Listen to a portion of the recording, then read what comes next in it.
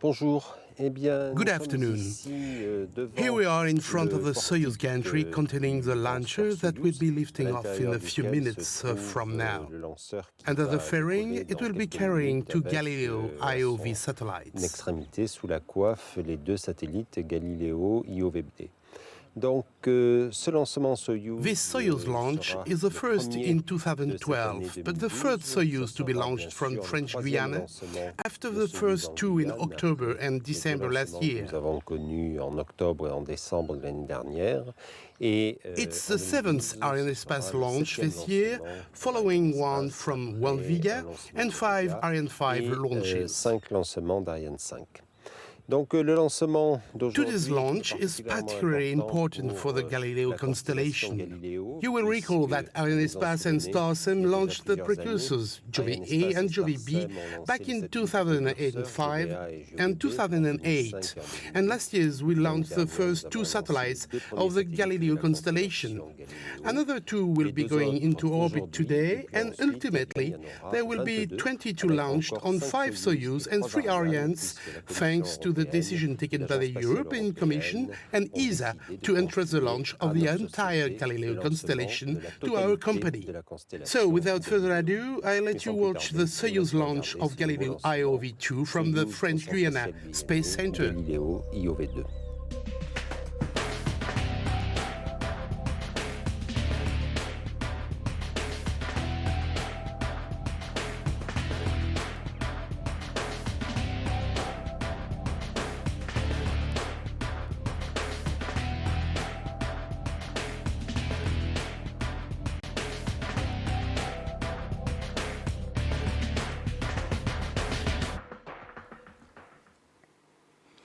Hello and welcome. We're live at the Guiana Space Center on the edge of the Amazon rainforest, and we're flying a Soyuz today. There she is on the pad, undergoing the final preparations. This is the third Soyuz from its new home here in French Guiana.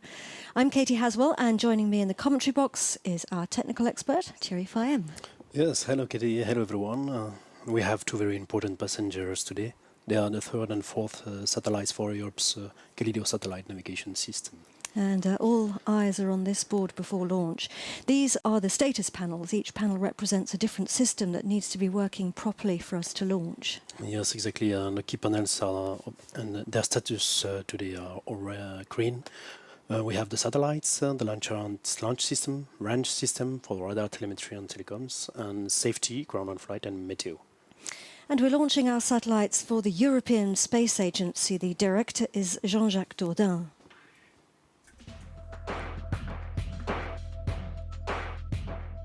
Two more satellites in orbit, in addition to the two already up there since last year. That's a mini constellation of 4 satellites using what are currently the best technologies available: the atomic clock and the signal generator. The ground facilities will make it possible to validate the Galileo signal and demonstrate that we have a solid foundation for the operational service.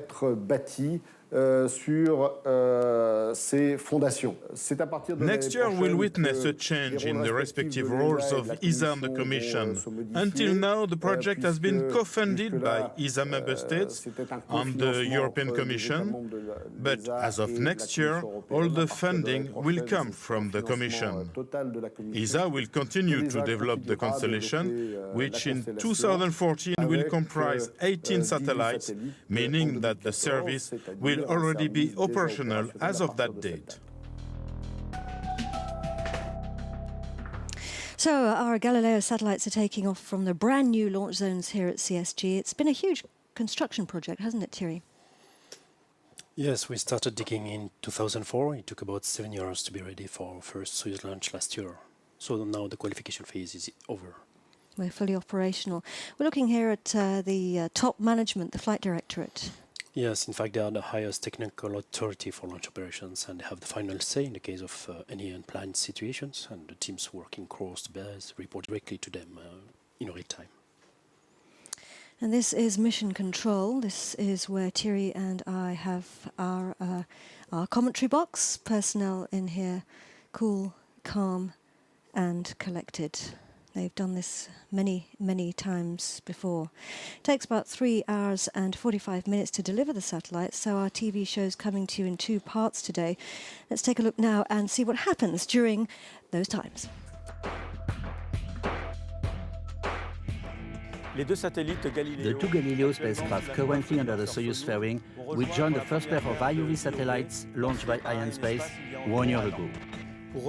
Before reaching its final orbit, the Soyuz launcher will follow a northeast trajectory almost perpendicular to the French Guiana coast for around 10 minutes, before placing the Fregat upper stage and the 2 IOVs on a suborbital trajectory.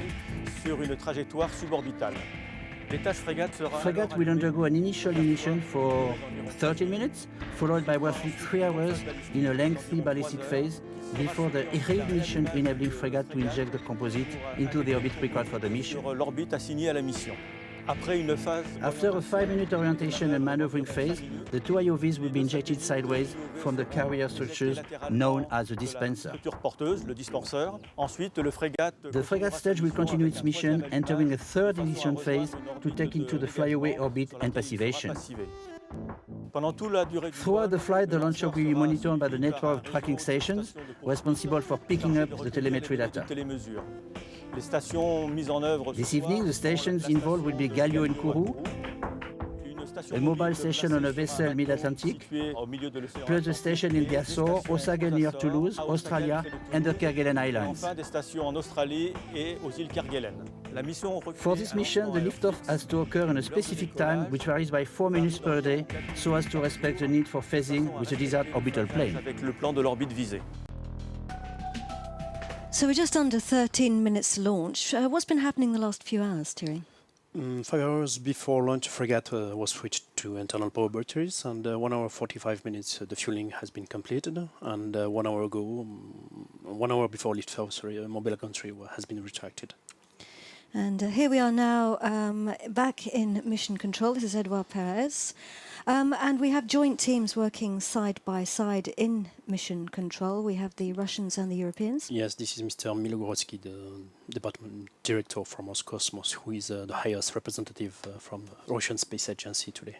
And Soyuz has been the workhorse of the Soviet and Russian space program for 65 years when it launched the first ever satellite. That was Sputnik in 1957. Of course, since then it's launched satellites, scientific probes and people into orbit. I believe right now it's the only launcher capable of manned spaceflight, isn't it? Yes, it's a very reliable launcher. So far we have seen 1,792 Soyuz launches from Russia and Kazakhstan, and that includes 25 launches by the Arianespace subsidiary Starsem. So it's made of 4 stages, effectively. The boosters make up the first stage on the Soyuz. Yes, in fact, for the overall launch vehicle, the total mass is around 308 tons, and it's about 40% of the mass of Ariane 5 VCA for dual launch configuration. Fregat, for your information, is full of propellant. And Fregat is the upper stage. So the booster is the first stage, the second stage, we then have the third stage. Fregat is the upper stage. And the fairing, which is encapsulating our passengers. The satellites are inside there, and if we were to put our X-ray glasses on, this is what we would see. There they are. The 2 Galileo IOV satellites, FM3 and FM4 for the European Space Agency. Yes, they are also attached to the dispenser, which will be in fact the carrying structure, which will bring them upon the Fregat to the correct orbit. Several key people in mission control. This is Christophe Bardou, the program director. Yes, your colleague? He's my colleague, yes, exactly. And of course, a couple of people who we should mention are the mission director. Here tonight it's Thierry Villemar. Yes, he's in charge of all the operations. And he's the direct customer relationship for the operations. And this is Antoine Guillaume. He's the range operations manager, and he's in charge of the coordination of the launch-based systems during the final countdown. And he calls out the major milestones throughout the launch. The various parts of Soyuz are built in Russia and then shipped to French Guiana for assembly.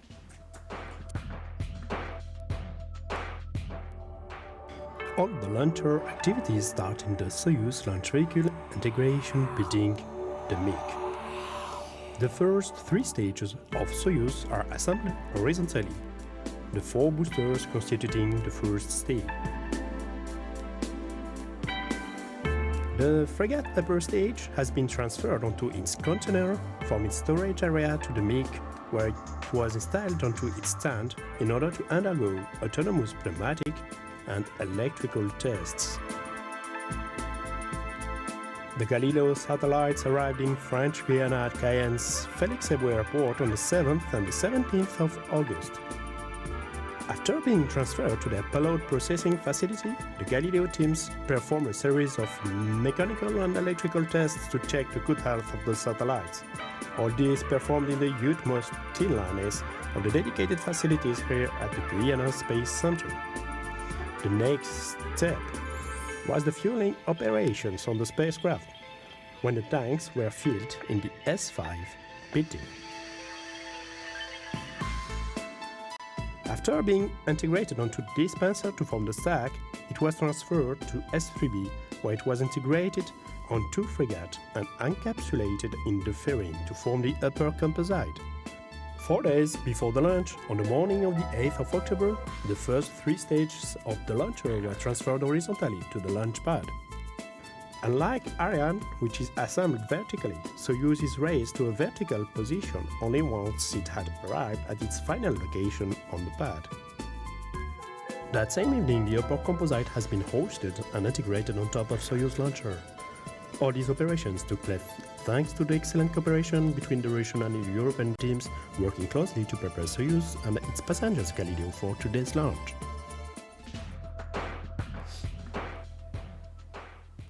There are those boosters that we saw there. And the satellites are in the fairing at the top. What's it like in there, Thierry? Actually, it's quite pleasant and cool. We control all the conditions very carefully inside the fairing. Right now, the satellites are in their flight configuration, and they have been switched to the battery power. And here at the spaceport, we do have a lot of facilities spanning a pretty vast area, and the entire thing is actually known as the range. 2 key sites, mission control, and this one, launch control. What's happening in here? Yes, in fact, we have a 2-way cooperation between Russians and Europeans for Soyuz, and we have 2 teams working in the launch control. Here we have the COL, the launch site operations manager, Jean-Claude Carreau, who is responsible of all the ground operations. And his counterpart, it's Dimitri Banov, the launch operation manager for TSSKB ProRes, the COLS. And in parallel of this team, you have another team, which is headed by the CPAP. Mr. Patrick Cartier is the Soyuz production project manager for Arianespace. And his counterpart on the Russian side is Mr. Valery Kapitonov, the Soyuz launch technical manager. And in Baikonur, the launch control is in several bunkers, isn't it, which are actually underground, about 50 meters from the pad, whereas here in the Guiana Space Center, it's in a building. About a kilometre away. So it's a bit different, isn't it? Yes, you're right. The configuration is a bit different, but I have to say that all the ground means and software are quite the same, and even better here at CAGS, considered more modern than in Baikonur. So we're coming up to a key milestone in the launch. We call it the Clutch na start. Clutch means key, and key on start is the beginning of the synchronized sequence. There is actually a key in launch control, which we twist. So what's happening? The launch key is put in place in the control center to begin the Soyuz synchronized automatic sequence, and afterwards the computers on board will run all the final checks before the launch, and they manage an impressive list of operations. They certainly do, and we have an important mission today. Our passengers will play a vital role in the building of Galileo. Tonight's launch will add to the 2 satellites launched last year. 4 is the minimum number of satellites needed for navigational fixes, and together they will form a mini constellation and help prove the design of Europe's first fully civilian satellite navigation system. In-orbit validation involves checking the satellites and the supporting ground stations as they are working together as a complete system. And for the first time, Galileo satellites will send signals that will allow positioning on the ground. Once this system is validated in orbit, the next phase can follow, the full deployment of the Galileo constellation. Jointly funded by the European Space Agency and the European Commission, the in-orbit validation stage is an important step forward from Giove-A and Giove-B, the experimental Galileo satellites launched in 2005 and 2008. They demonstrated new critical technologies. These included the most accurate atomic clocks in space and a signal generator, payloads that Europe had to develop in order to play its new role in satellite navigation. They also investigated the radiation levels at medium Earth orbit, where the constellation will fly. The Giove missions formally ended last summer. Both have made way for these first 4 operational satellites, now consolidating the foundation of the system. Once this validation phase is completed, 26 extra satellites will progressively join them to make a final 30-strong constellation. And as more satellites go into orbit, more ground stations will also be deployed to achieve what is called full operational capability. Users on the ground will then be able to take advantage of a global system that can deliver highly accurate positioning and ensure a continuity of services. Now you see that white smoke coming out of the vehicle. Well, that's actually liquid oxygen which is evaporating, and to make oxygen liquid we have to store it at remarkably low temperatures. What's the temperature? The temperature value is minus 183 degrees. This smoke in fact is due to the oxygen venting valves which are opened until the launch to avoid too much pressure on the oxygen tanks. And you might have noticed when we saw the film earlier that the launcher is actually grey, but if you look further down the launch vehicle in a second, we'll see some pictures, you'll see that it's actually white. Yeah. Why is that? You can see it there, it's white. Yes, you're right. It became white because of the frost, in fact, which built up on the outside of the liquid oxygen tanks, because they are so cold that the frost has been built up. We're looking here at the grey mast, the big grey metal mast. It's called the umbilical mast, the KZM. It's connecting the teams on the ground to the satellites, Thierry, isn't it? Yes, that's right. It's housing all the umbilical lines, but as you have heard now, we have received the information that the umbilical lines have been completely disconnected, and the top of command has been sent. So the lines have been disconnected. We can't actually see them being disconnected because they're inside the mast. Yes, but the main information is that now we have no longer information coming from the satellites, and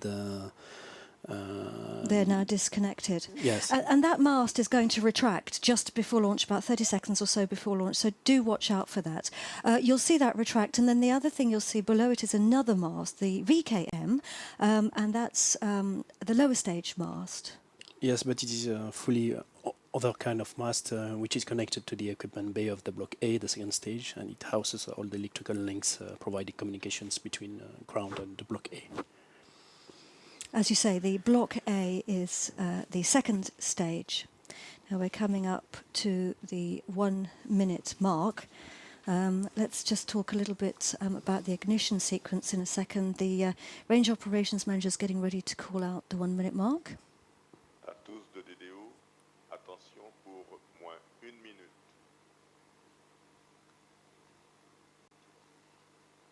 Top H0 moins 1 minute. 1 minute to launch. Let's just fly through the ignition sequence here. It's a little bit different from Ariane. We have first a low thrust level, then intermediate, and then full. What's that about? Yes, exactly. All the engines on the 4 boosters on the core stage will be ignited at the same time. As soon as the launch command will be sent on 20 seconds before the launch, and they initially operate at a low level, and afterwards you will have. We have there goes the KZM mast. Yes. Bang on time. So everything is nominal until now, and finally after. Attention pour le début de la séquence d'allumage lanceur. Beginning of the ignition sequence. Right, everybody, we shall let you watch the launch. Best wishes to everyone. Allumage du triétage. Attention pour le décompte final. 10, 9, 8, 7, 6, 5, 4, 3, 2, 1. Top. Décollage.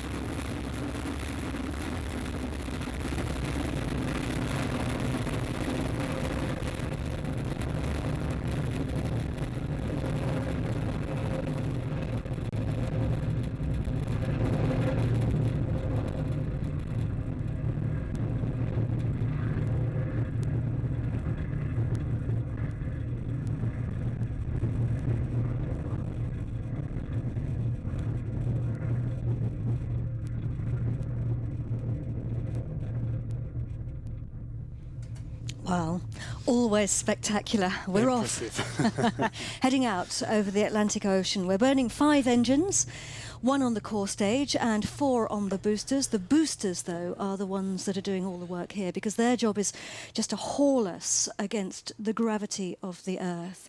Tell us about them. Yeah, the boosters are providing 80% of the thrust right now. There are 4 identical conical shaped boosters strapped to the second stage. And the RD-107A engine is powered by the liquid oxygen and kerosene. That's the same propellant used for the 3 main stages of the Soyuz. And each engine has 4 combustion chambers and nozzles. Oh, we're getting some spectacular images here as we fly through the Earth's atmosphere. We can see there the trace of the propellant.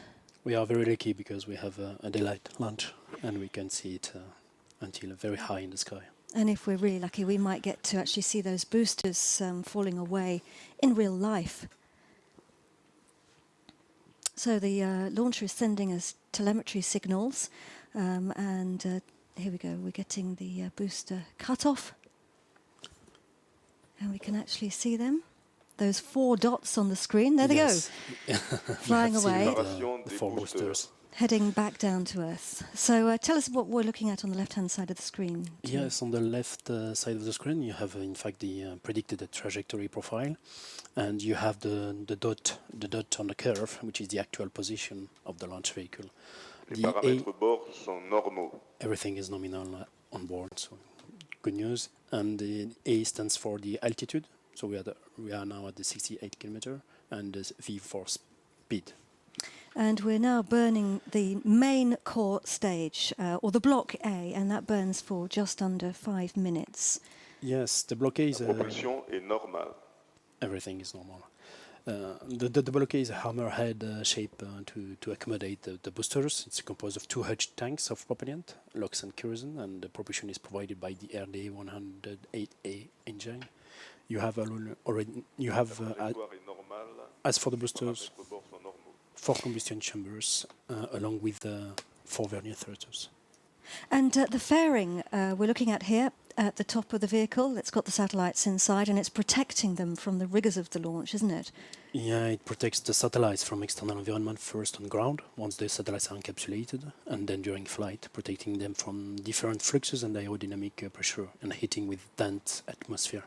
As soon as the aerothermal flux becomes lower than satellite acceptable value, the fairing is jettisoned. And of course we are flying through the dense atmosphere of the Earth, which is roughly about 100 kilometers thick, and as we get to the outside of the atmosphere, the friction is reduced and the satellites are able to bear it. So we're now having the predicted images there of the separation of the fairing. We don't need it anymore because we don't have much friction left anymore. Thierry, with the images that we're seeing, we can still see them down here on the bottom left-hand side of the screen. These are images which actually you created right from the start, aren't they? They're simulated images of what is actually happening? Yes, in fact, I was at the origin of this 3D dimension simulation program, and all the 3D images that you see are simulated ones, but all the movements and positions are based on exact nominal prediction of the launch. So all the parameters are normal. Good news. There is today no correlation with real telemetry coming from the launcher, but one day, perhaps, I hope that we will get it. That would be good.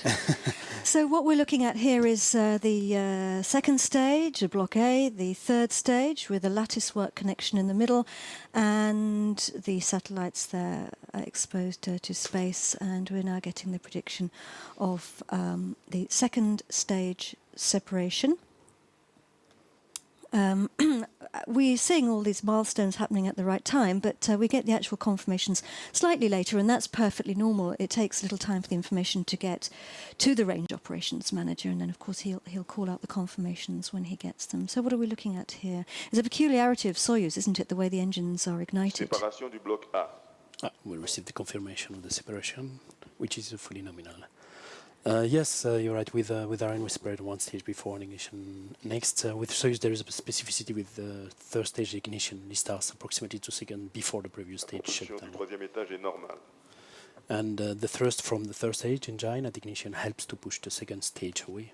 And the second and third stage, they are linked by a lattice work structure to help evacuate and enable us to ignite the engine before separation. And that was the structure we could see linking the two stages. And how do we separate them? How does it work? We use pyrotechnic locks and spring pushers to push the stage away. So we're now burning the third stage. It burns for about 4.5 minutes. What's our speed and altitude? Now the altitude is roughly at 175 kilometer and the speed velocity at 4.47 kilometer per second. And we're looking here at the Fregat is the gold section, that's the upper stage, and the satellites attached. This is the 7th launch so far this year from the Guiana Space Center, and we're preparing 3 more. It's been a busy time. Ariane 5 sets another record, the 54th successful launch in a row. On the 28th of September, it orbited 2 satellites, Astra-12 for the Luxembourg operator SES and GSAT-10 for the Indian Space Research Organization. During the 63rd International Astronautical Congress in Naples in October, Arianespace reaffirmed its position as the world's benchmark launch service provider and a partner to Italian space industry. Italy plays an important role in the launch family as well as building satellites. Activities at the CSG are scaling up.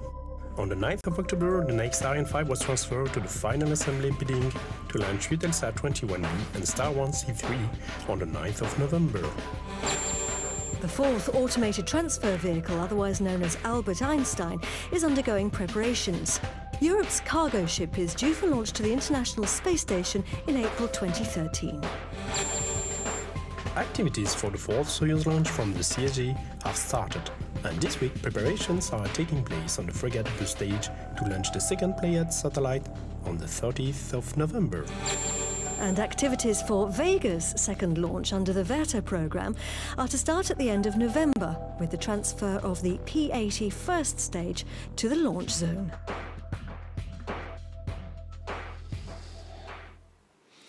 So, our flight path takes us from Kourou out across the Atlantic, across Europe, Russia. Everything's going according to plan. Southeast Asia and down towards Australia, and we're tracking the launcher using ground stations as it flies over. We call this telemetry. Yes, Soyuz sends, in fact, data to those ground tracking stations, and it tells us how the flight is progressing in real time by giving many interesting information. He's saying that everything's going well. Now, the tracking stations are on this flight, Galileo in Kourou. Then we have a boat in the Atlantic called SNA.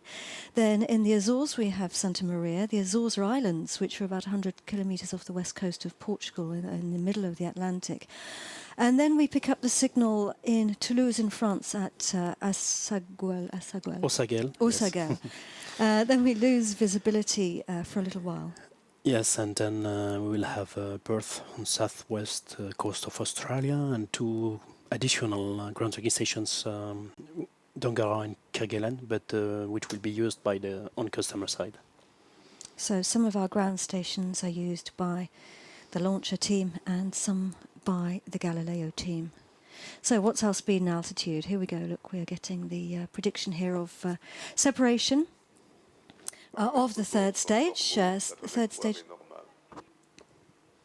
No, we've had the announcement there. So we have the confirmation We've got there. the confirmation. Extinction of the engine and separation. So we're now beginning the next phase of the journey.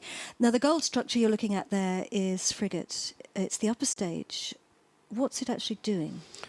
Yes, in fact, Fregat upper stage is preparing the ignition of its main propulsion systems by activating the 55-second attitude control system longitudinal acceleration, which ensures that the propellant will be well positioned on the bottom of the tanks. So this ensures the proper ignition, and it's a little bit like, I suppose, if you put your foot on the accelerator in the car and you go back into the seat. Here we are now getting Fregat's main engine first ignition burn. It burns for over 13 minutes. And Fregat's job is to deliver the satellites to their separation orbit, and that'll take about 3 hours and 40 minutes.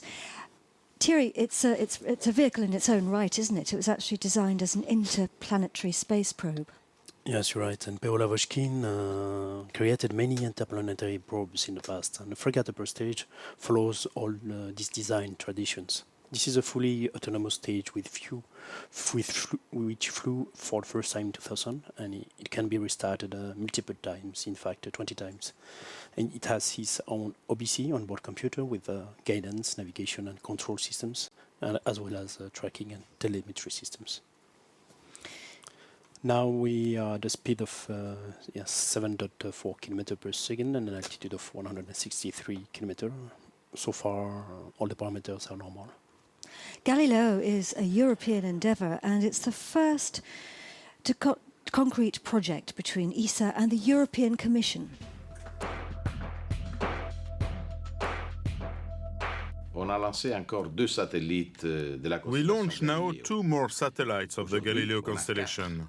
So today, we will have 4 satellites, and we will continue. Next year, we will launch 4 satellites every 6 months.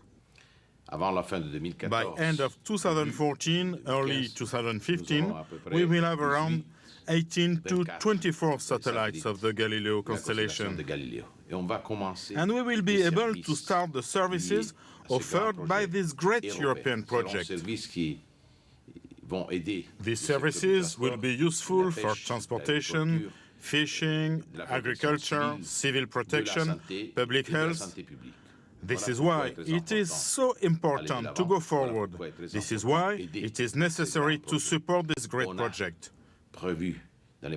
We have planned in the next financial perspectives to have a specific budget, but we are also saving a lot of money, and if we are able to stick to this timing, we will save more money. Before end of 2020, we will have the final constellation, so it will be a big European dream that will become a great reality and will help all citizens. So an important project for all of us, and here we're looking at the Galileo team in mission control. Left-hand side of the screen is giving us information on our mission. Talk us through where we are now, Thierry. Yes, in fact, so we have an altitude of 150 km and a speed of 7.7 km per second. So far, all parameters are normal. You can see on the bottom left this 3-dimension simulation, which shows that the burning is in progress. And on the top, on the left side, you can see the trajectory profile, which is, I recall it, a predicted trajectory profile with a dot. Now, the French Space Agency, CNES, has been very involved in the development of satellite navigation in Europe.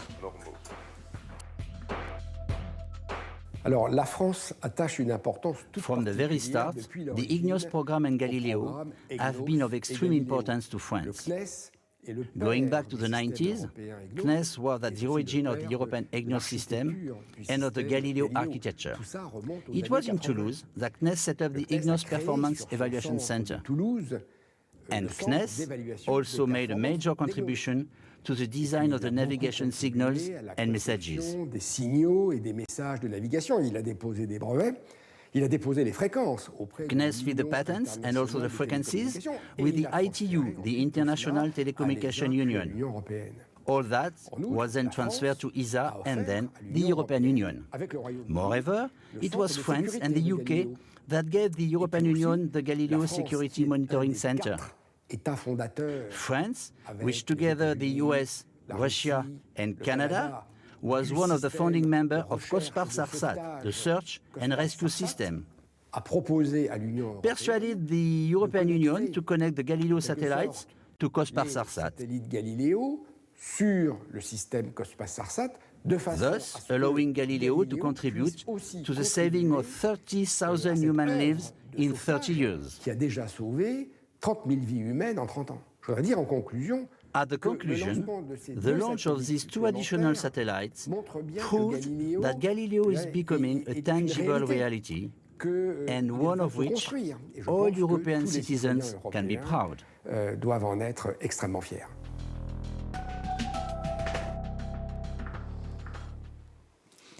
So as we said, this is the third launch of a Soyuz from the Guiana Space Center, and there are several different configurations of the Soyuz launchers. A bit like a car. If you're a BMW owner, then you'll know about the 3 Series, the 4 Series, the 5 Series. And here at CSG, we're effectively using the Soyuz 2 series. Interesting image, yes. There are 2 versions of that. The Soyuz STA with a Fregat M upper stage and the Soyuz STB with a Fregat MT upper stage that we are using today. They are similar to the ones used in Baikonur, which are called the Soyuz 21A and Soyuz 21B, but we have adapted them slightly for the CSG environment. And the main adaptations is the KISE safety kit implementation and telemetry system. So, same vehicle on a new pad.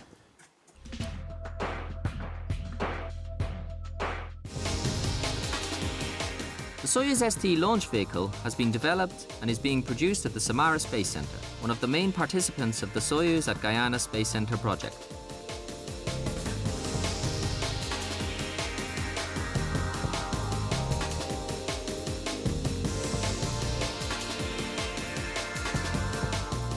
The Soyuz ST carrier has been chosen to implement the project. Launch vehicles of the Soyuz family are descendants of the famous Semyorka, which 50 years ago performed the first manned flight with cosmonaut Yuri Gagarin on board.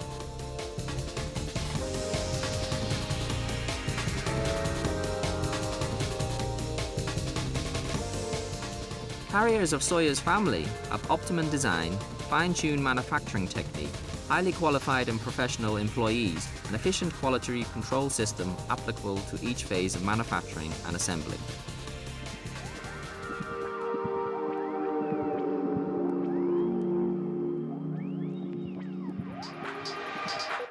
The Soyuz ST, produced at the Samara Space Center, is a Soyuz 2 derivative designed for launches from French Guiana.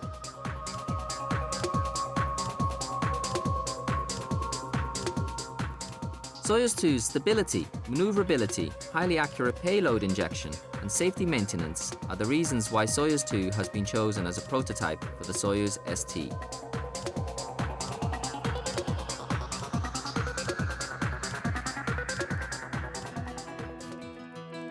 To perform launches from a new launching site, the Soyuz ST has been modified to meet European safety requirements concerning the telemetry system and operational conditions. New hardware that enables the carrier engines to be cut off from the ground has also been added. In case of emergency, the engines can be cut off manually.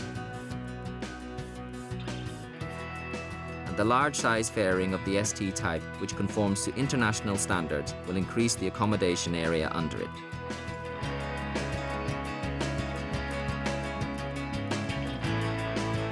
Soyuz ST is delivered from Samara to St. Petersburg in blocks by rail, followed by transportation by sea to French Guiana.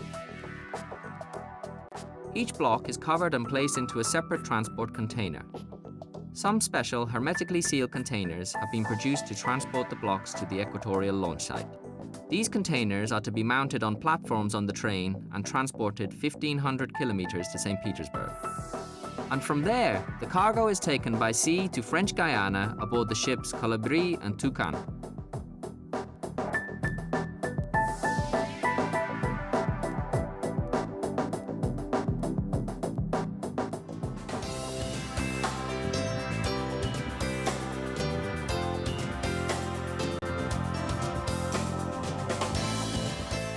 Launches from French Guiana will make Soyuz the first carrier in the world that is able to launch from 3 countries: Plesetsk in Russia, Baikonur in Kazakhstan, and Kourou in Guyana.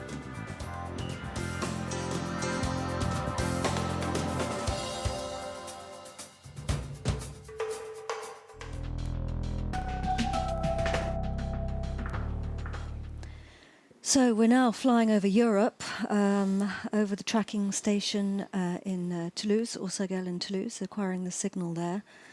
And if you look at the curve on the left-hand side of the screen, as you can see before, we were using our power to get away from the Earth, and now we're really using it to go higher.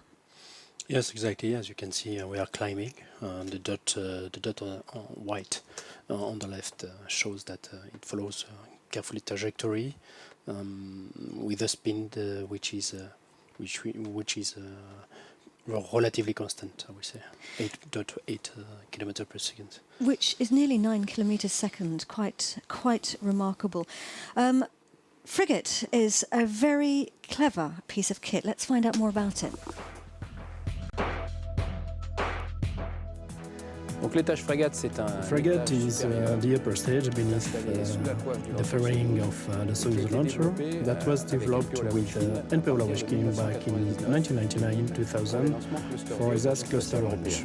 Donc c'est un étage qui est extrêmement intéressant. It is extremely lightweight and fully autonomous, de son propre moteur, thanks to its own engine and guidance system. It can be used as an additional stage on the Soyuz launcher. Cet étage présente la It functions with a steerable propellants and can be reignited around 20 times.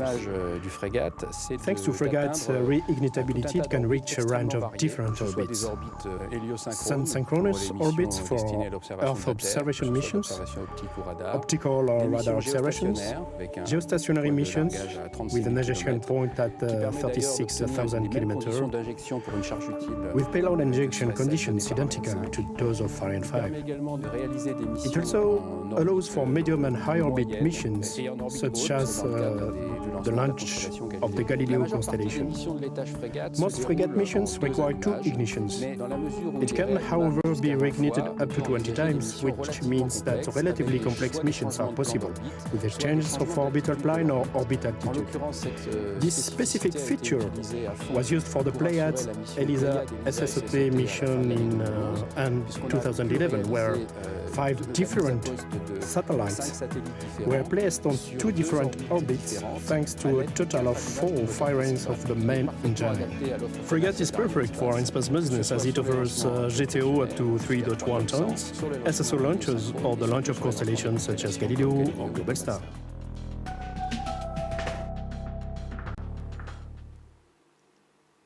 So it's a very important vehicle in its own right.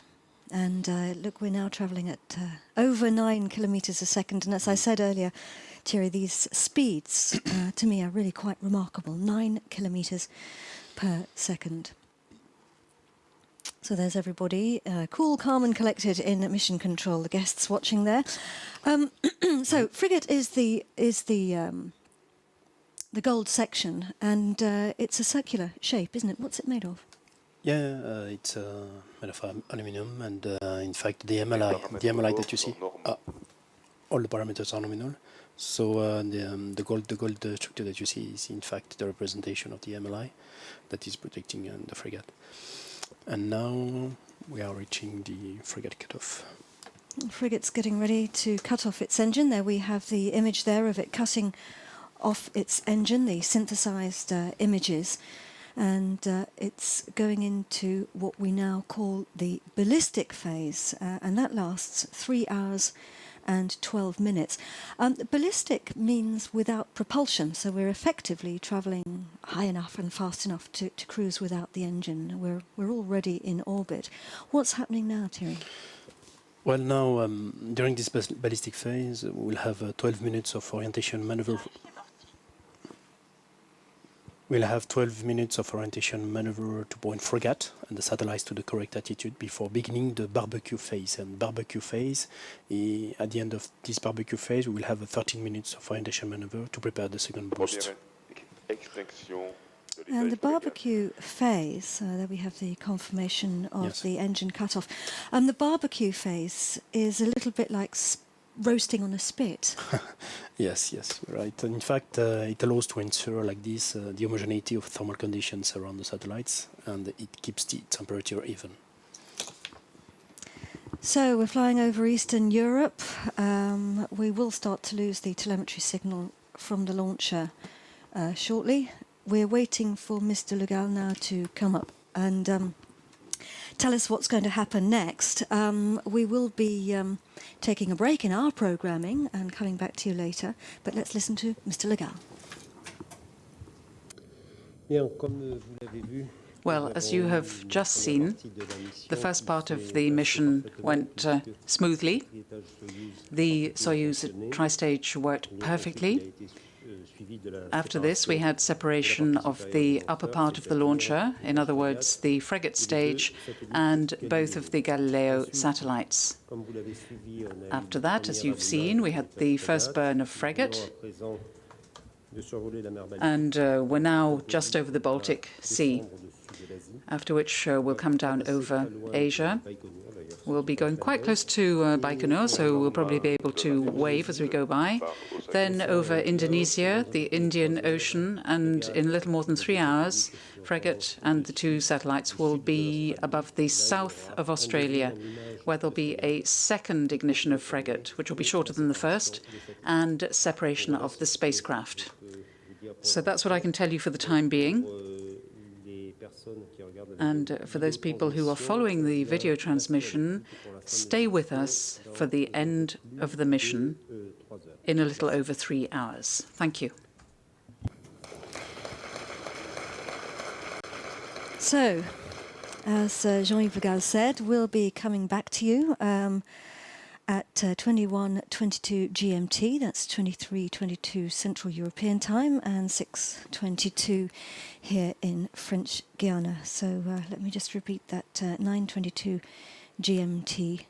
And we'll be joining our satellites 28 minutes before Fregat's second burn. Fregat will be getting ready at that point to switch on its engines.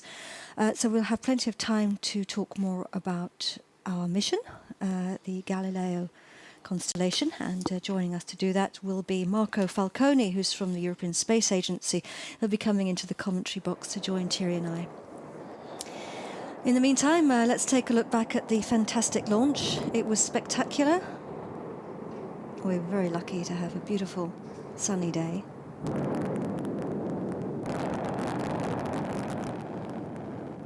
Once more. And again, a very wonderful launch, actually, because we were expecting Soyuz to hide behind the clouds, but no, we actually saw the boosters separate in real time, which was really quite spectacular. So our satellites, our in-orbit validation Galileo satellites, FM3 and FM4, are now on their journey, en route to their injection orbit. We'll see you again in just over 3 hours.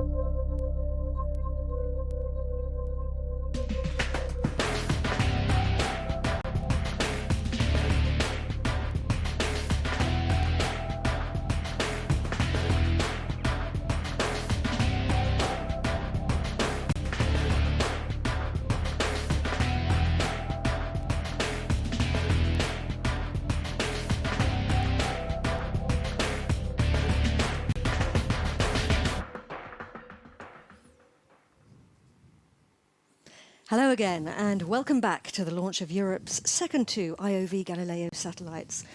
We're joining them 3 hours and 7 minutes into their flight as we approach the separation. That's going to be in about 37 minutes' time, so we've got plenty of time to chat about the Galileo project. And to do that, I'm joined by Marco Falcone, who is the system manager for Galileo at the European Space Agency. Welcome, Marco. Thanks, Katie. A warm hello to our project team at ESTEC in the Netherlands and all our colleagues currently deployed in the operational centers.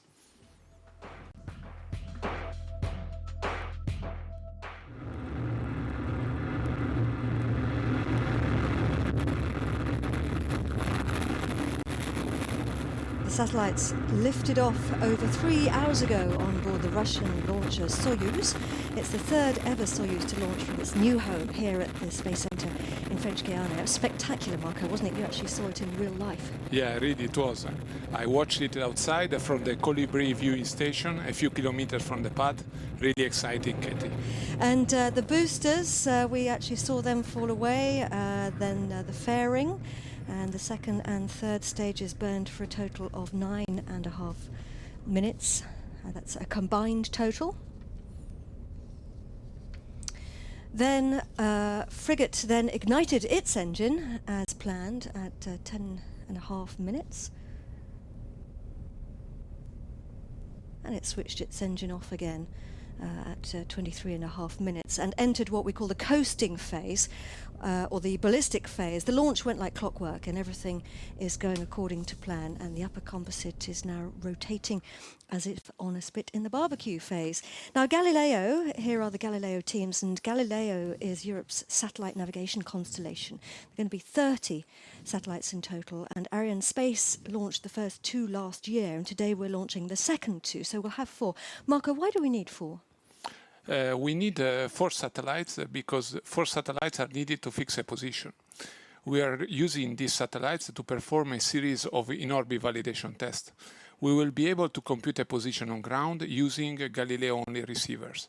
Of course, these 4 IOV satellites will be visible during intermediate periods of time, but from the in-orbit validation on, receiver manufacturers and future service provider will be able to start testing the system and prepare Galileo services. So how does Galileo actually work?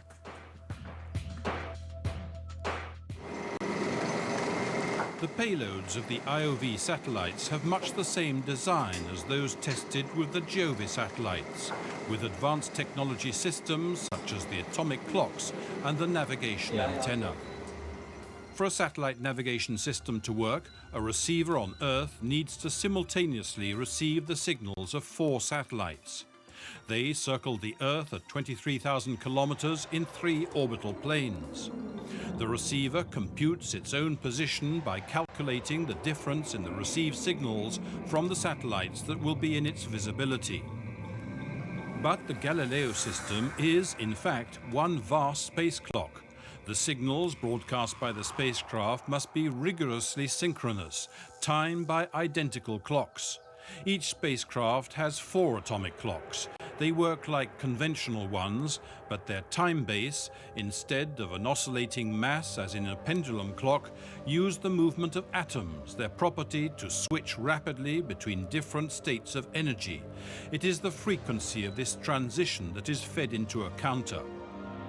Each IOV spacecraft has 2 types of clocks. The so-called passive hydrogen maser is the most precise clock ever placed in orbit for navigation, accurate to 1 second in 3 million years. Its backup is a rubidium clock, accurate to 3 seconds in 1 million years. The master clock's timing precision is critical to achieve the accuracy of the Galileo service.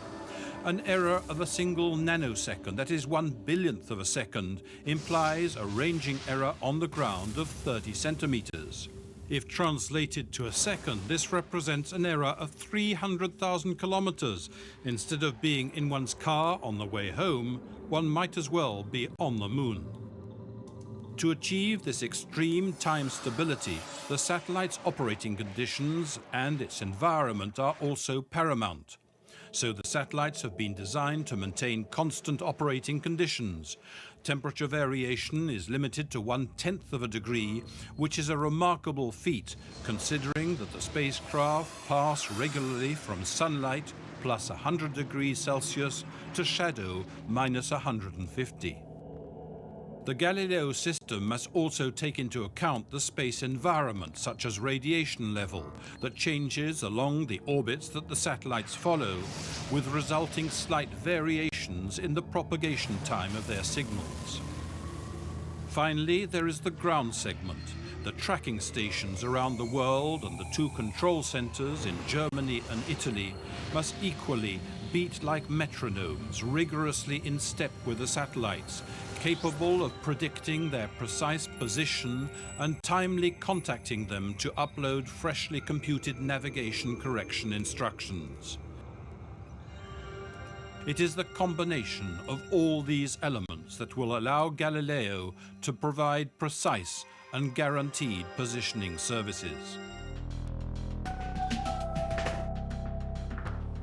Well, that's cutting-edge technology, but navigation's always been important throughout history. And the Vikings became rich and powerful because they were creative navigators. And actually, interestingly, they used to release a bird at sea, and if it flew away, they knew that land was near. It's a little bit different nowadays, isn't it? Yeah, it is. Navigation covers nowadays all domains of transport: airplanes, ships, trains. But its navigation is more than just positioning. We also have timing services for other applications, for instance, to synchronize systems across the world, like GSM, communication networks, even banks transactions use navigation. Galileo has been designed to provide a broad range of services, so let's take a look at some of those now.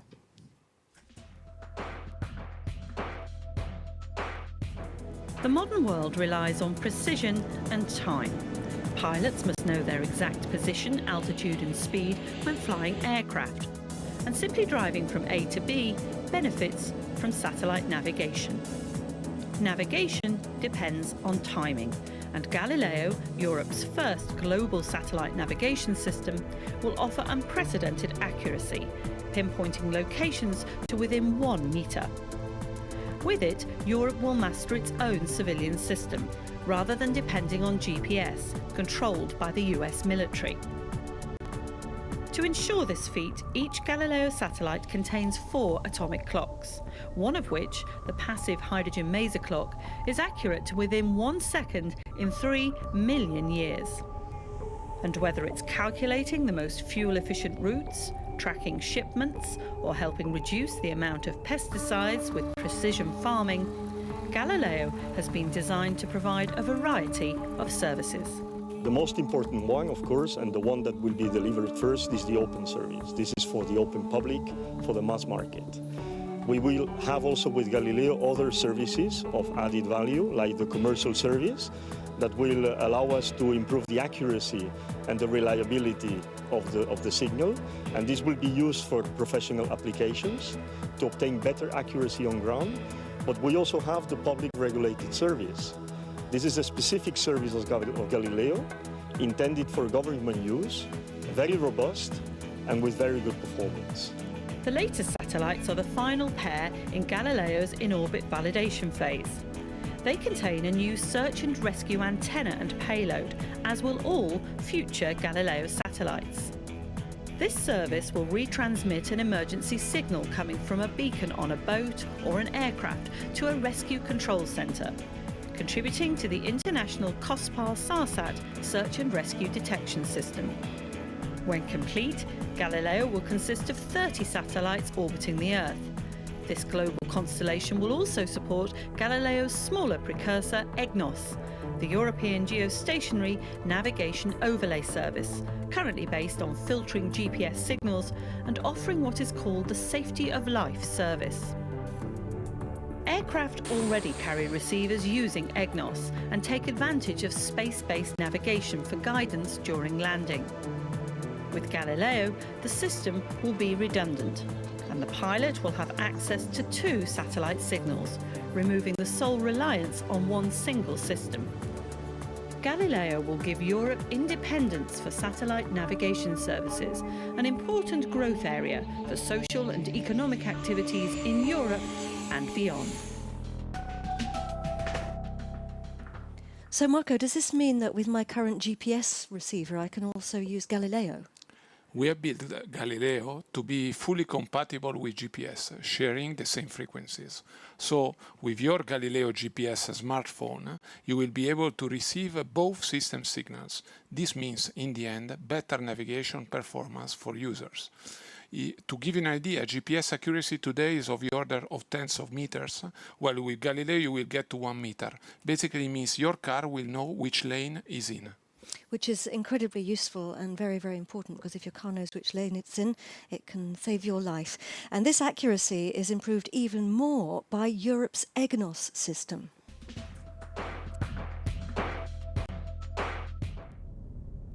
Galileo is on its way, but satellite navigation in Europe is already a reality thanks to EGNOS.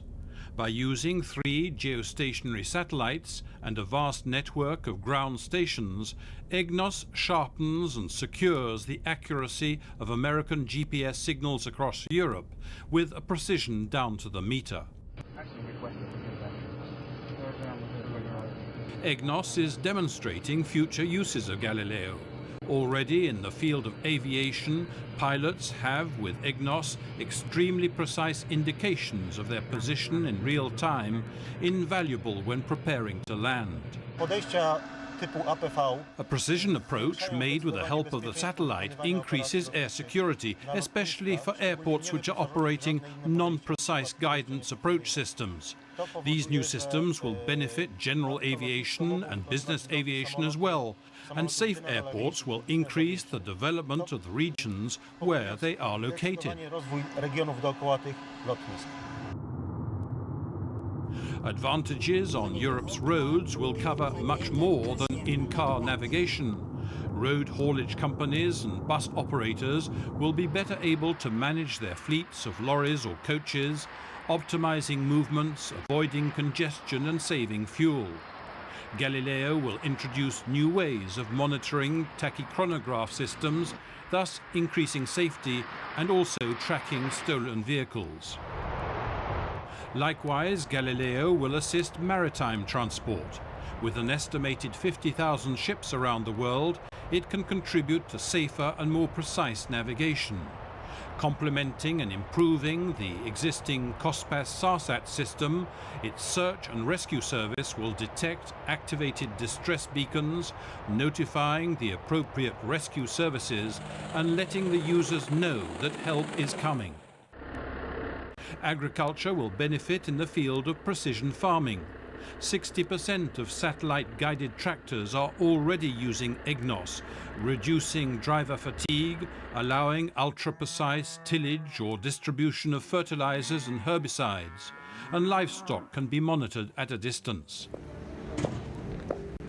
Various categories of citizens will be able to use individual handsets or mobile phones that incorporate Galileo chips, guiding tourists in an unknown city, providing real-time information on local public transport, or helping the blind or poorly sighted and assisting the disabled.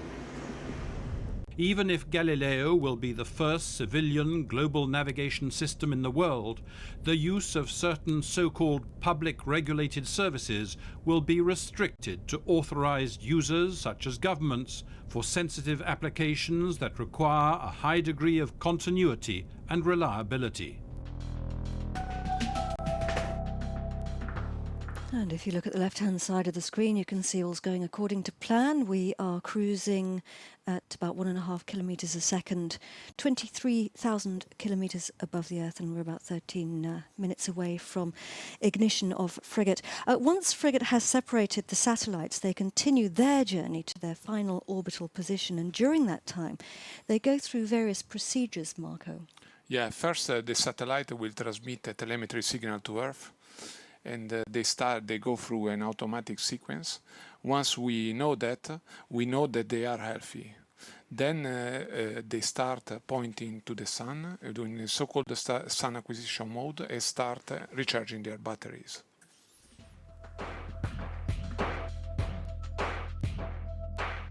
We are in the Galileo Mission Control Room at CNES in Toulouse. 23,000 kilometers away, the two satellites have just separated from the launcher.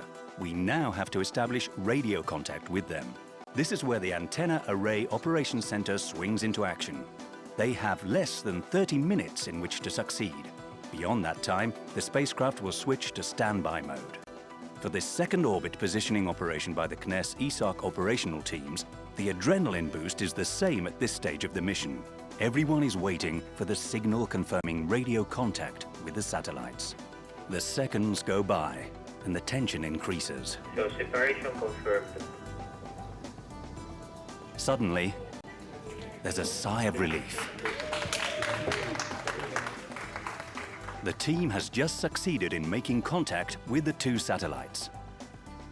For the next 26 hours, the engineers will be retrieving the information and checking that the spacecraft are operating nominally. This is a sort of general checkup to ensure that all of the subsystems are working. The first operations on the two spacecraft take place simultaneously.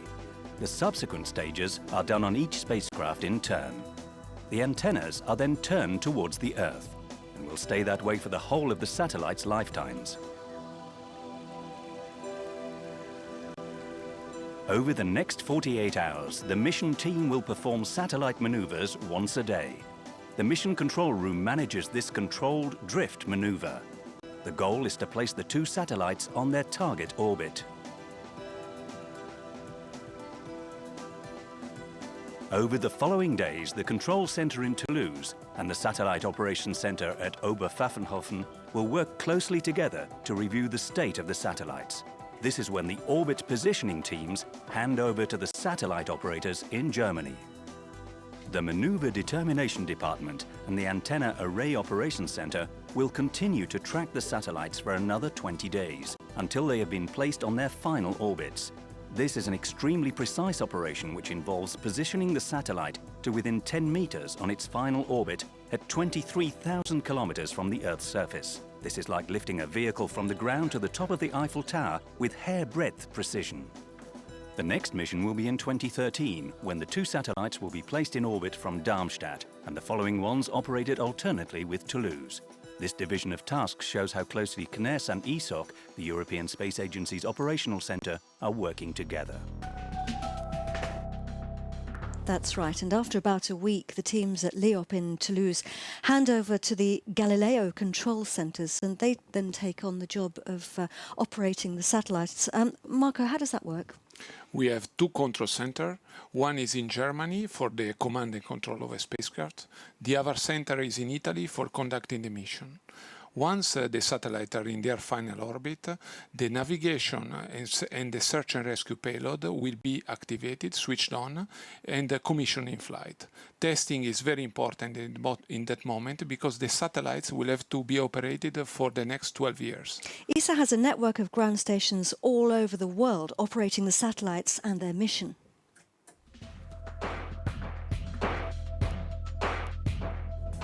Galileo is not only a global network of European navigation satellites in orbit, it's also a worldwide network of stations on the ground. These stations must command and monitor the Galileo satellites, an essential part of the system to make sure it delivers the best navigation and timing services to users. The ground network includes telemetry, tracking and command stations, as well as sensor and mission uplink stations. They're distributed all over the world, like here in Europe in southern Belgium, where the Redu ground station assessed the quality of Galileo's navigation systems. The stations stretch from the Arctic in Svalbard to Antarctica and under the equator, like here in Kourou. Galileo has been conceived from the beginning as a global system. This is why we have to deploy our ground segment everywhere around the world. And we have ground stations like here in the French Guiana that are very far from Europe, very far from our control centers, but they are necessary to measure the quality of our signals even around these parts of the world. There are two control centres, in Italy for controlling the navigation mission and Germany for satellite control. They receive constant performance updates from the ground stations as the satellites orbit the Earth every 15 hours at 23,000 kilometres. And with this information provided to the control center, we are able to provide the navigation data back to the satellites, which are orbiting around the world, and we make sure that the quality of our services is homogeneous everywhere around the globe. Galileo uplink stations send signals to the satellites. These include data to synchronise the 4 atomic clocks on board with a ground-based reference clock. Ground stations play a crucial role in Galileo's success. They're here to ensure that the constellation of satellites provides the most precise and accurate measurements so that users receive the best services 24/7. So as we've heard, the constellation will require 30 satellites in total, and ESA and the European Commission have chosen Arianespace to launch all of those, and we'll be using both Soyuz and Ariane 5s for that, so lots of exciting launches coming up. Marco, will I be able to use Galileo before that constellation is deployed? Yeah, absolutely. You can start using each satellite as soon as it's commissioned. Once we have 12 satellites, we will be able to improve GPS performance already by 50%. And then with 18, we can reach a standalone position. That means using Galileo only. We will be offering early services from the end of 2014 already. So it'll be interesting to see now how the deployment of Galileo will progress. Once the in-orbit validation phase is complete and the system has been demonstrated in space and on the ground, the rest of the Galileo constellation will be launched. And the deployment of Galileo satellites will take place step by step from Europe's spaceport in Kourou, French Guiana. The in-orbit validation phase is the beginning of the system. This is the beginning of the operational system. But we are building already what will be called the full operational capability system. That system will consist of 24 satellites and a large ground segment distributed worldwide.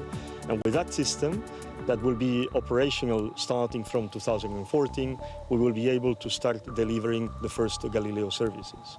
22 satellites have been contracted to German-based OHB, who are responsible for the spacecraft platforms and the final satellite integration.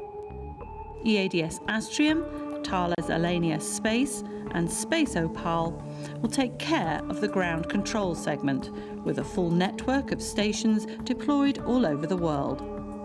Ultimately, Europe's first civilian global navigation system will consist of 30 satellites, 27 satellites and 3 reserve satellites orbiting in 3 planes in medium Earth orbit, 23,000 kilometres above the Earth. For this deployment phase, Galileo is funded by the European Union and managed by ESA on behalf of the European Commission.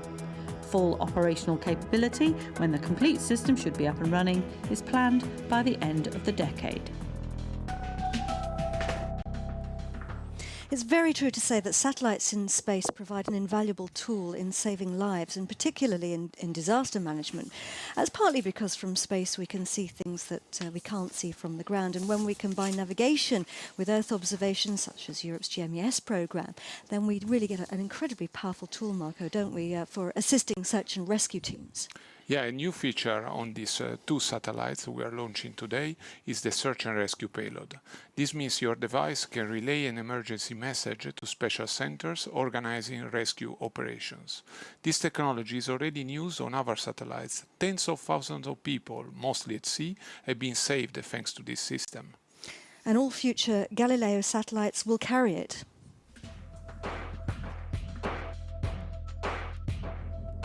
With 2 new satellites joining the 2 already in orbit, Galileo will be like a mini constellation, representative of the future system. Because 4 is the minimum number required for navigational fixes, the quartet of satellites will allow to test the features of the system and also to demonstrate how Galileo can provide services in the future. Next to 3 navigation services, Galileo will also offer search and rescue services, which will contribute to saving lives all around the world. To build this capability, the latest Galileo satellites, as all future ones, will be carrying very special equipment inside. The new thing that will be on board will be the search and rescue system. Our company is responsible for the development and construction of the search and rescue repeater. The function of this repeater is to receive the signals of the distress radio beacons from ground in distress situations, and then to process it and send back to ground centers to be able to mobilize the rescue groups. Mir Communications is also responsible for equipping each Galileo satellite with a mission receiver. Thanks to this device, instructions can be transmitted to the satellites so that they can work together as a constellation. Galileo is one of Europe's most strategic projects in space, and also a unique opportunity for Europe's private sector to prove its capabilities, and more so for the small and medium-sized enterprise. Big space giants such as Thales Alenia or EADS Astrium are deeply involved in the development and assembly of the Galileo satellites and payloads. But some of the jewels of Galileo are being produced by much smaller, highly specialized companies in Europe. Deep in the heart of each Galileo satellite, we find the Maser clock, the most accurate atomic clock to be flying in space, built by the Observatoire de Neuchâtel in cooperation with Officine Galileo of Italy and the support of ESA. In parallel, the navigation signal generation unit producing the truly precise signals required by Galileo has been developed by Saab Space in Sweden. Eventually, Galileo will consist of a whole network of ground stations together with a constellation of 30 satellites that will be entirely manufactured by European industry. An achievement that will push the European space industry to the forefront of space technology.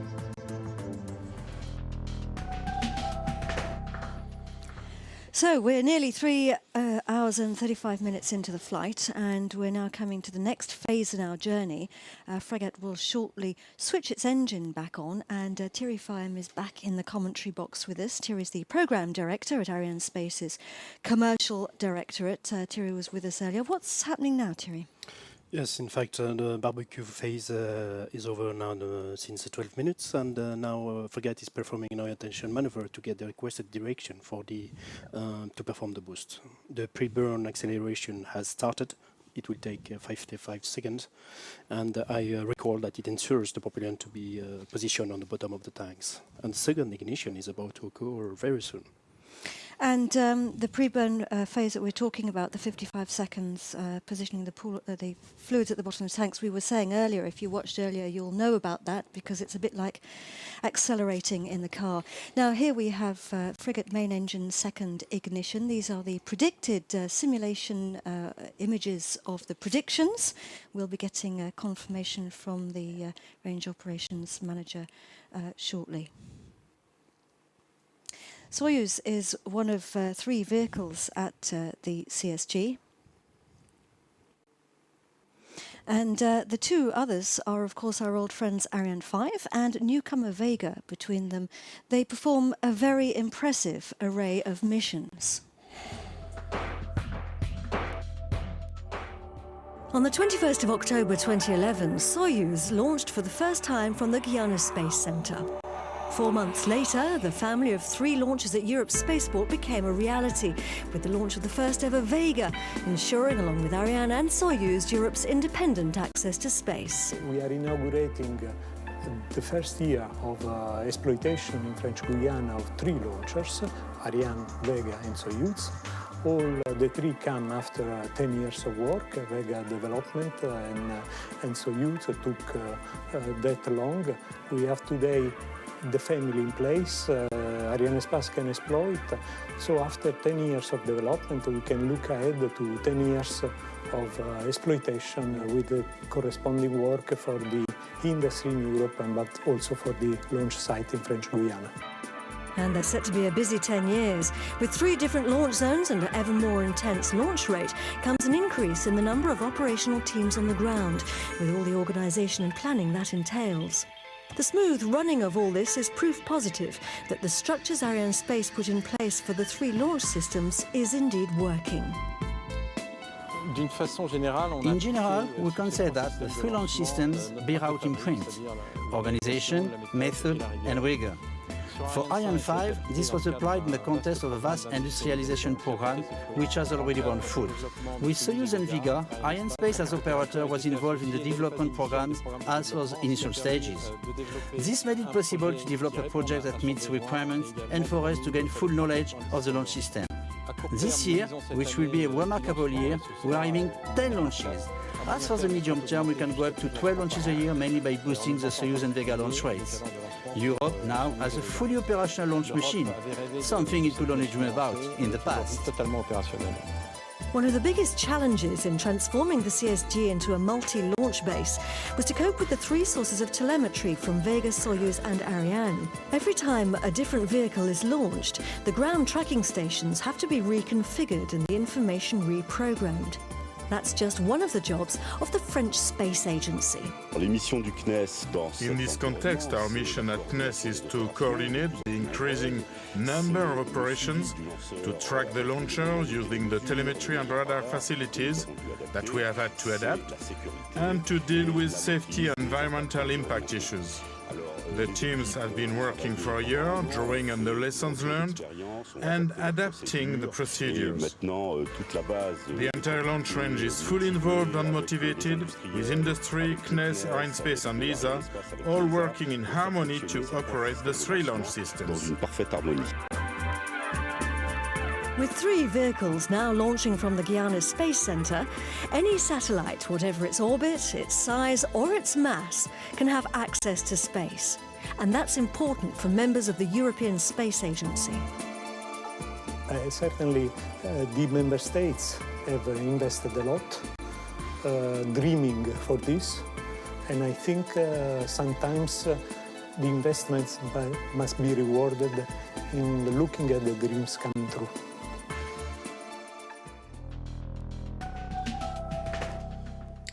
So, Katie, we received the confirmation of the ignition of the second booster Fregat from the range operations manager, and now we are at the last phase of the burn with the 27 seconds at the reduced thrust level.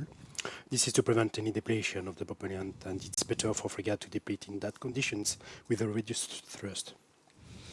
And this now is the time when we get the frigate's main engine second cut-off prediction. That means that frigate is switching off its engine.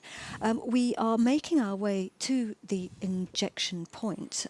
We need to position the satellites very precisely so that we can inject them correctly into their orbit, so that they can then continue their journey.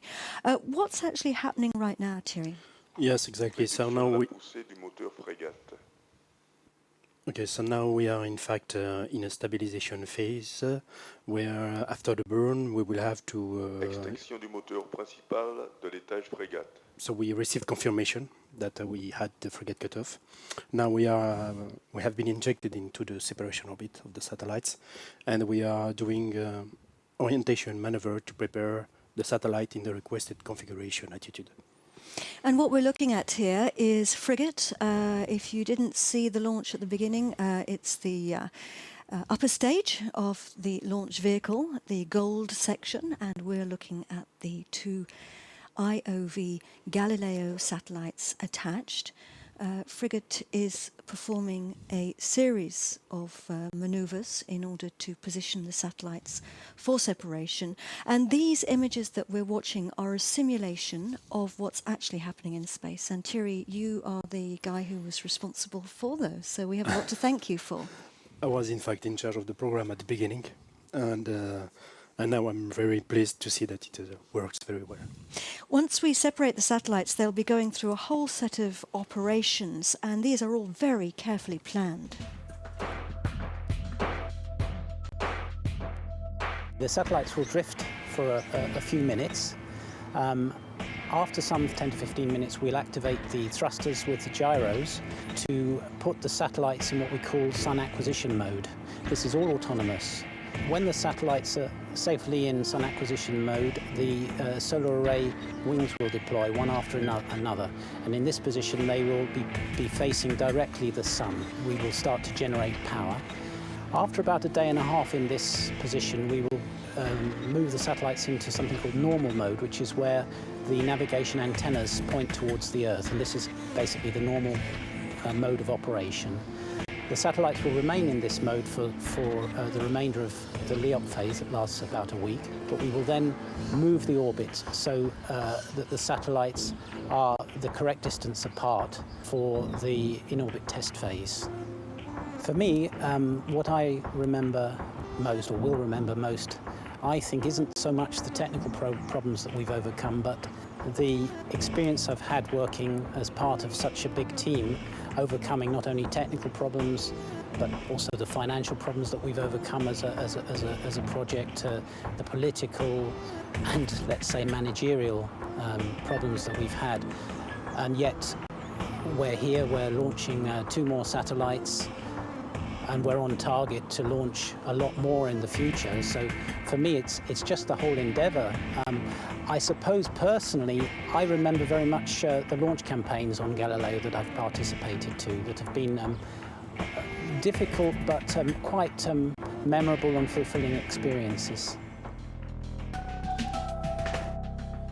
Marco, I imagine that's something that you concur with, is it?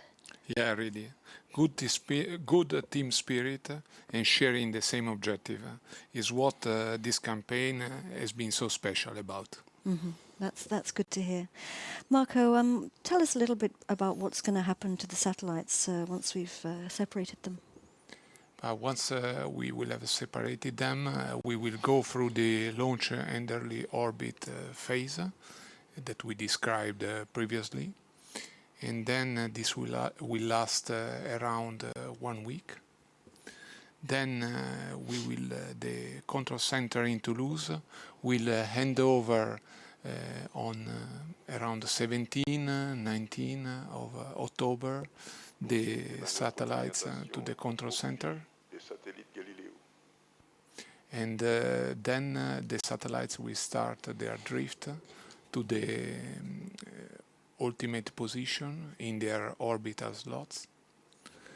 Once we have done that, this will take some time with a number of maneuvers that will be done together with our thrusters on board. And then we will start the commissioning of a platform to check that all units on board are healthy. Following that, we go through a period around 20 of November and end of November where we switch on the navigation payload. The clocks first. Here we are. We're in automatic sequence. And we have separation. Yeah. Yes, exactly. We have separation of the satellites. Confirmation of the separation. Congratulations. Congratulations to everybody. Congratulations to all the teams. Everyone's worked incredibly hard to bring us to this point. There we have the Galileo teams, very happy faces. It's been the culmination of many months for some, years for others. This is a very, very important moment. So let's just talk a little bit about what's happening right now, Thierry, because actually this is it's the end of the journey, if you like, for Soyuz, the beginning of the journey for the satellites. But for Fregat, it's not quite over, is it? Yes, exactly. In fact, Fregat will perform some collision avoidance activities and orientations. And we will have some maneuvers to be performed just before the third boost, which will occur, in fact, 37 minutes after separation. It will last 55 seconds. And this third boost will be performed with the attitude control system thrusters. And we will have afterwards a ballistic phase of around 4 hours and 36 minutes. And we have received we have received a telemetry signal from the satellite. Very good. I see the team joyful. News. Excellent news. This is the sign that I think the LEOP Center in Toulouse has received the signal from the satellites, so they have caught the babies. So very good. We received the information. We received information from Fregat and we received confirmation from the satellites part. So excellent. So that's great news. What this means is we have received the signal from the satellites. And they are healthy. And what a beautiful launch it was. Marco had the pleasure of watching it in real life. Thierry and I watched it on the screens, as you did. And we were very lucky because it was a daytime launch. How does it feel to be in there, guys? It's a great day. Yes, it's a really great moment. I can tell you it's a great day for all of us. We have been working many years to achieve all of this. Many efforts, many hours of work from all of us. And now we have 4 birds in space. This is really a good job for the whole project team. So this means as well that it is a big job, because it means that we're all going to be able to start testing. You'll be able to start testing the birds, and service providers will be able to start testing their equipment. So we are now en route to a full Galileo constellation. There are the teams.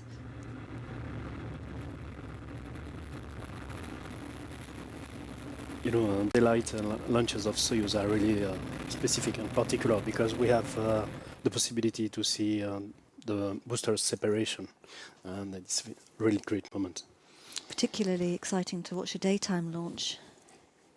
And there we have the Galileo people there, very, very happy with the launch. It's been a clockwork. It's been a perfect launch, hasn't it, from start to finish. Soyuz has done a great job. And here now is Mr. Jean-Yves Le Gall.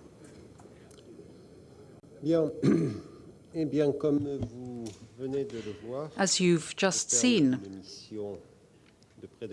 we've reached the end of an almost 4-hour mission, and this third launch of Soyuz from CSG is a success.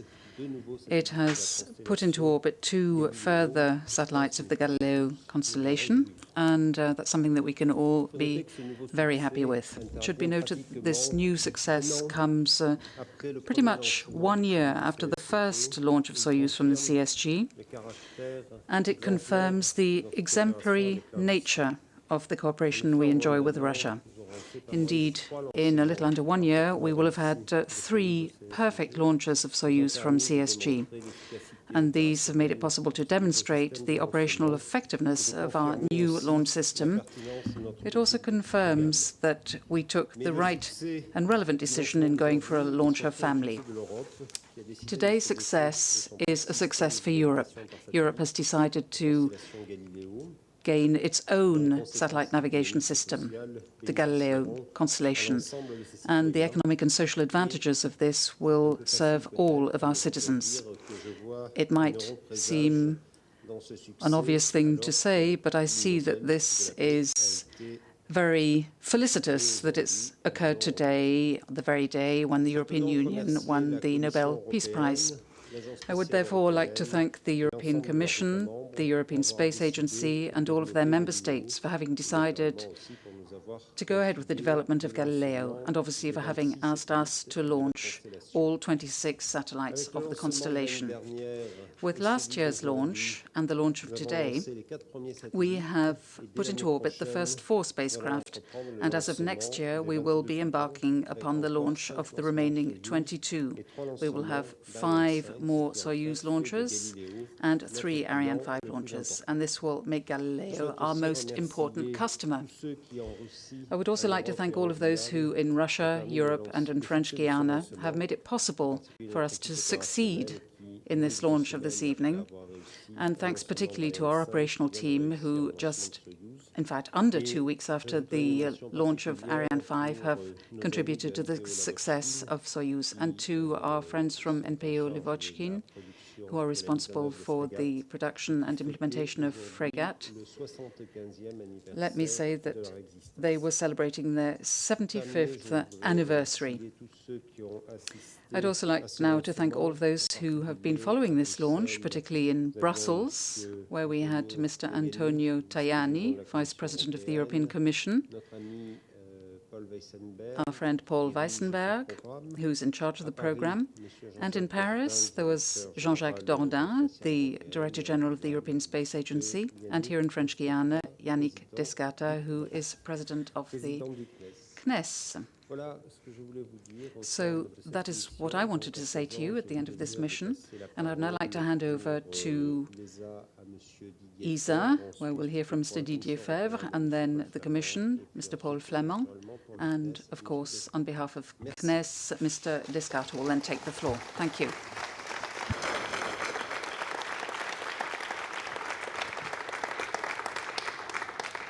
Merci Jean-Yves. Thank you, Jean-Yves. Dear friends, I'm really delighted to be here in Kourou, where we've had this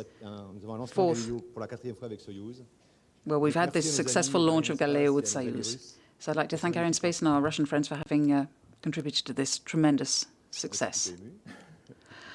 I feel quite emotional, but it's really a very special day for me.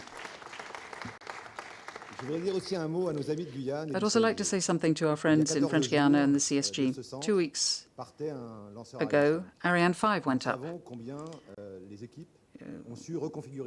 we're aware of what had to be done to reconfigure the range in just 2 weeks, and that's really important for us. We've got a huge workload ahead of us, and to see that the range in just 2 weeks, that everything can be done to reconfigure things so that we can shift from an Ariane launch to a Soyuz launch really is encouraging. So many thanks to everybody at the CSG who's done that, people at the CNES who provided support throughout the campaign and helped us in preparing the successful launch of today.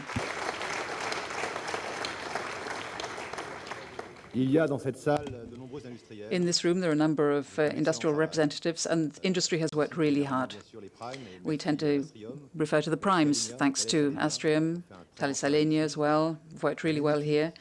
The same team as we had for the first launch, and they've worked just as well. And it's been even simpler because we were familiar with the procedures this time round. But there are also a number of other people from industry who have made contributions to some of the most significant parts of the spacecraft, in other words, the payload. The first two IOV satellites are working very well, and we're very confident as to the future. We've got a big future ahead of us. We've got what we have in orbit. Acquisition's been confirmed. We'll soon have the deployment of the solar panels. And then for the future, we've got another 22 spacecraft to go up, 5 on Soyuz, 3 on 5 Soyuz launches, 3 Ariane launches. So we've got a lot ahead of us, and we will certainly stick with you. So, Jean-Yves, you'll get fed up seeing us here. And I can say the same to everyone else at the CSG. But anyhow, we're preparing for the future, and I think we can now concentrate on celebrating this event. You'll be hearing more from us, and you'll be hearing more about Galileo. We will be back. Good evening, everybody. On behalf of the Vice President of the European Commission, Antonio Tajani, I would like to say that we, like you, have 2 reasons to be proud today. First of all, the success of the first and the second and the last launch of the development phase of Galileo. That's proof of the success of the implementation of this tremendous project. And I'd like to thank all of those who've contributed to this positive result, particularly industry, the industries that manufacture the satellites. And many thanks also to Arianespace for the launch. I'd also like to thank the European Space Agency, without which Galileo would never have seen the light of day. The member states who are still involved in the follow-up to the program. I'd also like to thank the European GNSS Agency, which provides tremendous and constant support to the Commission. Congratulations to all of them, and I'd like to say that I place full trust in the future of the program, because it's not over. As of tomorrow, we will be getting down to work. We have the 4 spacecraft that are now in orbit around the Earth, and thanks to them, it's going to be possible to validate the operation of the system and to move on to the next phase, in other words, building the entire infrastructure. We have now to manufacture all of the other satellites to make sure they can be launched, to complete the ground centers and stations, and actively prepare the greatest possible use of the services to be made by the corporate world, the public at large, and in all activities. We will have to show that we're present in 2014 when it comes to providing the first services. That is a goal within our sights, and I can say that we will meet again in the spring of 2013 for the next launch of 2 more Galileo spacecraft. There's another reason for us to be so happy today. It's already been referred to. The Nobel Peace Prize today went to the European Union on the 2nd of October. The 12th of October 2012 will remain a very significant date for Europe for many reasons. Thank you.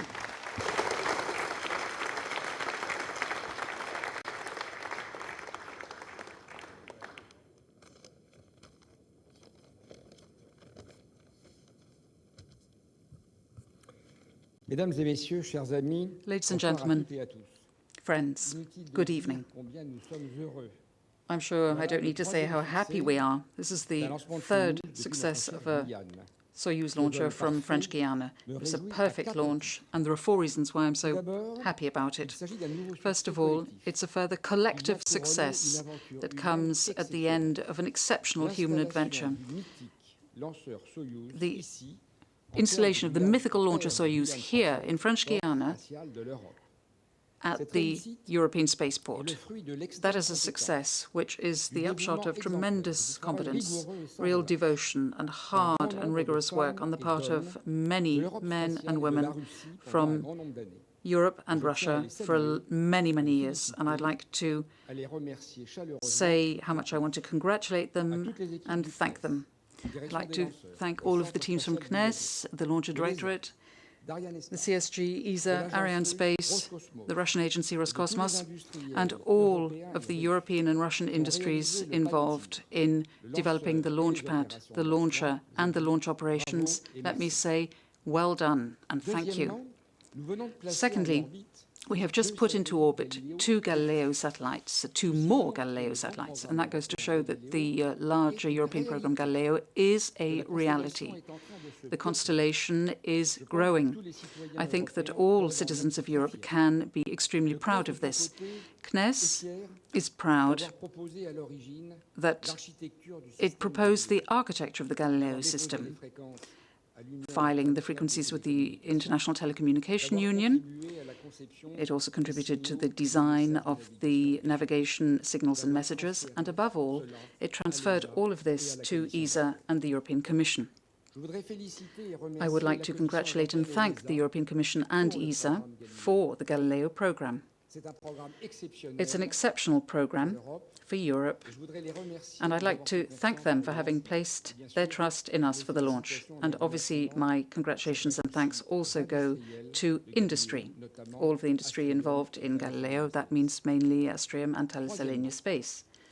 Thirdly, I'd also like to thank the CNES and ESOC, the ESA center teams, who from Toulouse have been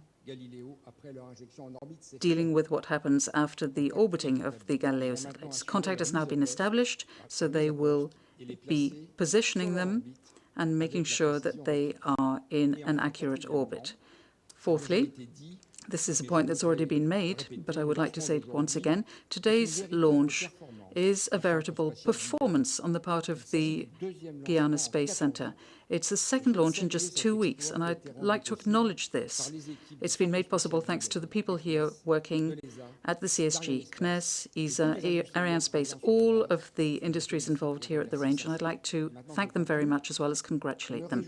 So let me say that I welcome the progress that's been made in the Galileo program. It's soon to be operational, and similar to Ariane or GMES, it shows how, more than ever in the past, space is a symbol of a successful Europe and European identity. And now let us celebrate.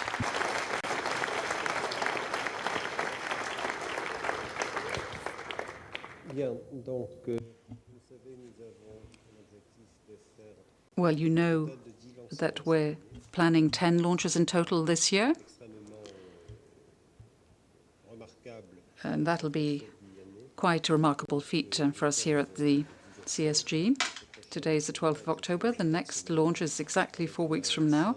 There'll be an Ariane 5 launching 2 satellites. One is a telecom satellite for Eutelsat, and it arrived a few days ago, and the other is for Brazil, Star 1 C3, and that arrived today. So there are 2 satellites that have gone up into space and 2 that have just arrived here. And they will be going up in 4 weeks from now. So we'll see you a month from now, and I'm sure that'll be another success. Thank you.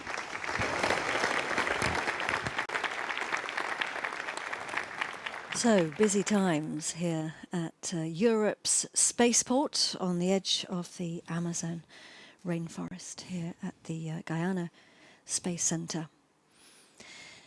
We've launched and orbited 2 satellites tonight. The second 2 of the IOV Galileo constellation. So we're now well on our way to testing that constellation and moving towards a full constellation for Europe. An important day for all Europeans. We're going to take a look again in a second at the replay of that launch. It was a clockwork launch and everything went absolutely according to plan. We launched just over 4 hours ago and it took Soyuz and Fregat just over 4 hours to deliver the satellites perfectly to their orbit, and here it is. So it's mission accomplished once again for Arianespace. Now we have 4 IOV Galileo satellites in space. Congratulations to all our colleagues, to the European and Russian side, and in particular to the Galileo teams. I'm looking forward to working with you on the next FOC launch.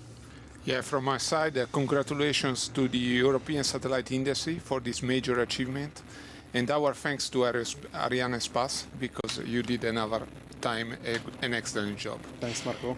And the best of luck to all the teams with the next phase of your operations. Thanks for joining us here live at the Guiana Space Center. From all of us, Thierry Fayem, Marco Falconi, and me, Katie Haswell. Goodbye. Go IOV.